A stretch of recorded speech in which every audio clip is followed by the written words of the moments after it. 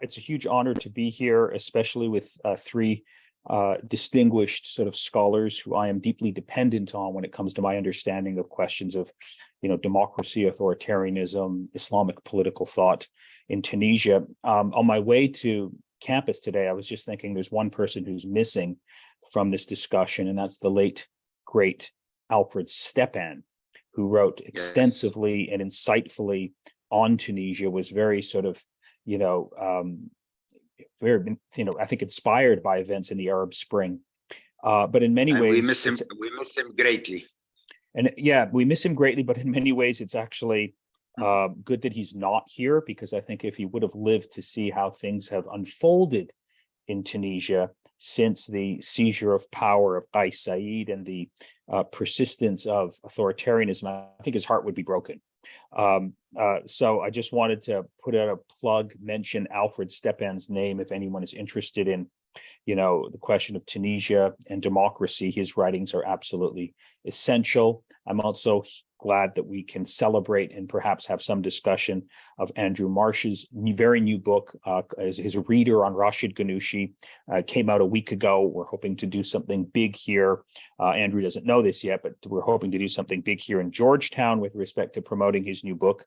And then I'm also really glad, especially that, Monica is here, because she, has her pulse on the street in the Arab world, particularly Tunisia. And I'm looking forward to her insights as well. And of course, Larry Diamond is really the intellectual godfather of questions of democracy on a global level. So I'm thrilled to be on a panel with him. My role today is very simple. I'm not going to speak for the maximum time. I simply want to make some introductory comments related to U.S. foreign policy and Tunisia, something that's happening today in New York. And then I just want to pose a series of questions that I think we should all be thinking about. And I'd love to hear the panel comment on, because there's questions that I don't really have an answer to, but I suspect other people listening might have the same questions that I do. So, of course, today is the gathering of the heads of state of members of the UN General Assembly. They're all gathering in New York City. There's an article today in the New York Times by Michael Shear and Peter Baker called "Biden at the UN to Urge Nations to Protect and Nurture Democracy," to which I tweeted this morning, "Except in the Arab world." There have been a series of events over the last week where the Biden administration claiming to support global democracy when it comes to the Arab world, when it comes to Arab and Islamic societies. It's clear that dictatorship and despots is the preferred mode of operation and form of government that the U.S. Likes to support. Just this past week, the Biden administration overruled a congressional stipulation to reduce American aid to Egypt because of its gross human rights record.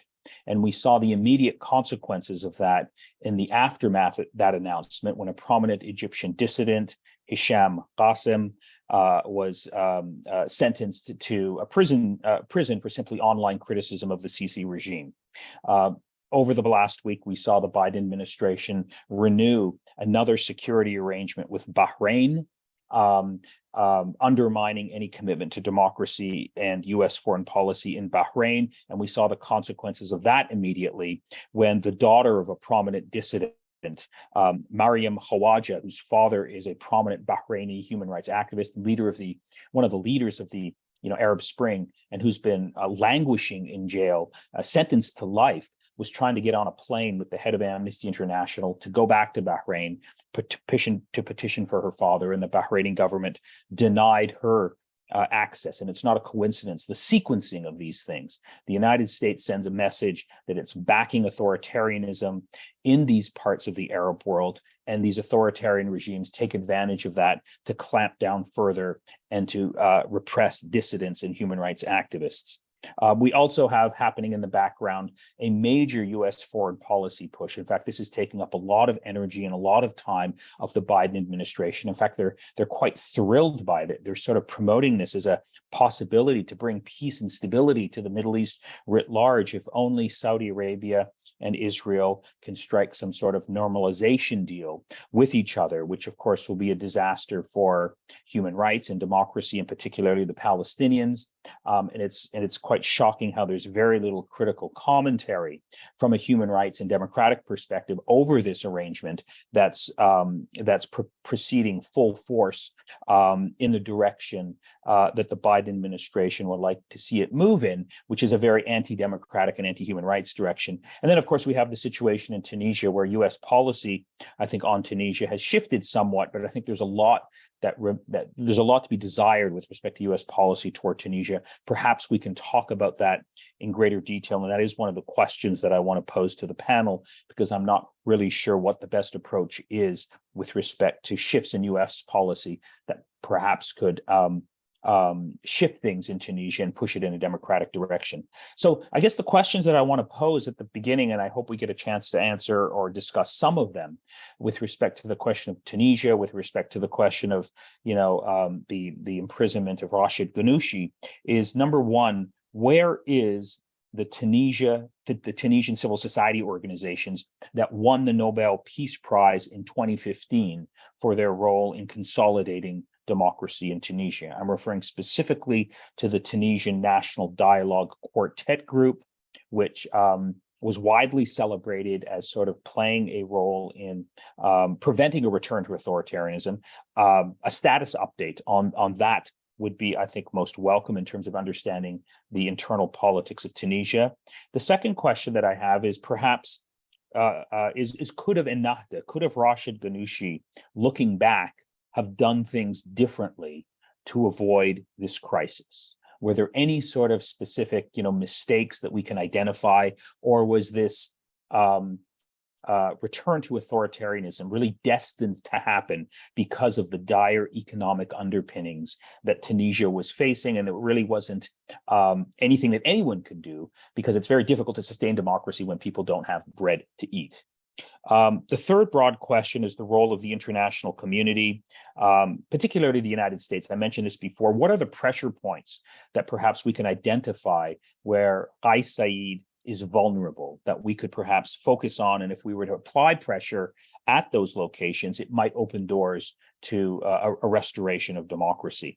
I don't have a clear picture on exactly what the sources of authoritarianism are for Qais Said, how he's able to continue. What are the internal sources within Tunisian society, within the Tunisian state apparatus, and also regionally, that are sustaining this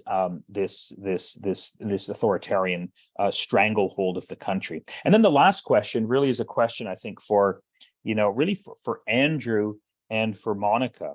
Andrew, you have this important book coming out on Rached Ghannouchi's writings. It's out already. It's on broadly his ideas with respect to religion, democracy, Islam, and democracy.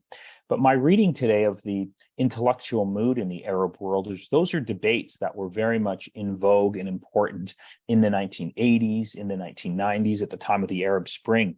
My sense is that we're in a different intellectual territory today with respect to the mood in the Arab and Islamic world on questions of politics, where as a result of the Arab Spring, as a result of the counter-revolutions, as a result of the persistence of authoritarianism, I don't get a sense, and perhaps I'm wrong here, that questions of religion and democracy, Islam and democracy, are as salient and as important as they were a decade ago.